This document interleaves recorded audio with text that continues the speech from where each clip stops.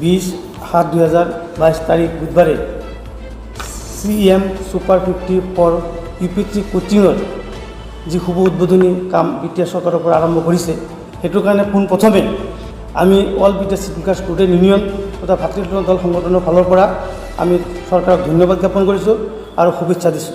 কিন্তু ইয়াত আমাৰ কিছুমান কথা ক'বলগীয়া আছে।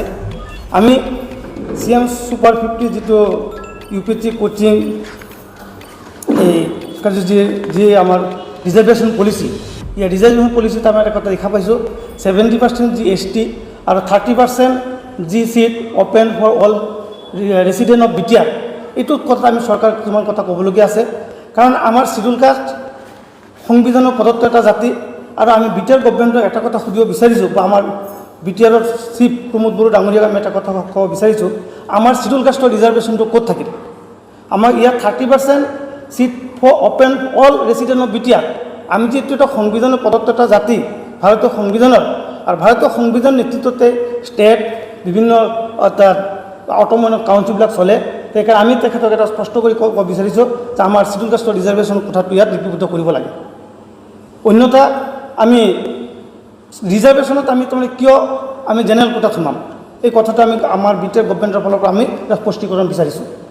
আৰু যোৱাবেলি আমি চৰকাৰৰ লগত বা যোৱা নিৰ্বাচনৰ সময়ত এইখন চৰকাৰে যে সম অধিকাৰসমূহ উন্নয়ন কথা উল্লেখ কৰিছিল, কিন্তু আমি ইয়াত আজি এইটো এডুকেশ্যন যিটো এটা পলিচি, ইয়াতে যিটো আমাক সম অধিকাৰ দিয়া নাই আৰু বিটিআৰ অঞ্চলত যিহেতু বিভিন্ন জাতি জনগোষ্ঠীৰ মানুহ বসবাস কৰে, ইয়াত আমি ইয়াৰ পৰা আমি ক'ব বিচাৰিছোঁ চৰকাৰৰ ফালৰ পৰা আমি এটা যে সম অধিকাৰ পাম বুলি আমি ইয়াৰ পৰা এটা তাৰমানে এটা ইংগিত আমি বহন কৰিছোঁ।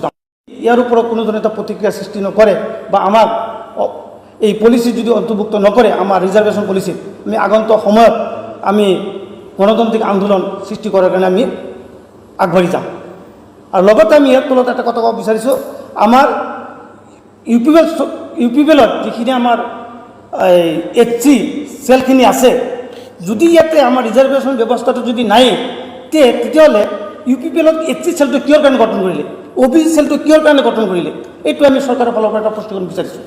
আৰু HC চেলৰ বিষয়সকলক আমি আহ্বান জনাইছোঁ, এইটোৰ ওপৰতো আমি চৰকাৰক যাতে এটা পুষ্টিকৰণ সিহঁতৰ ফালৰ পৰা দিয়ে, তাৰ কাৰণে আজি all BTR schedule caste student union, আমাৰ জাতি পৰিষদ, সূত্ৰধৰ সন্মিলনী আৰু আমাৰ মহিলা মঞ্চৰ ফালৰ পৰা আমি চৰকাৰলৈ এটা তাৰমানে বাৰ্তা প্ৰেৰণ কৰিছোঁ যাতে আমাৰ ইয়াৰ ওপৰত এটা আমি পুষ্টিকৰণ বিচাৰিছোঁ।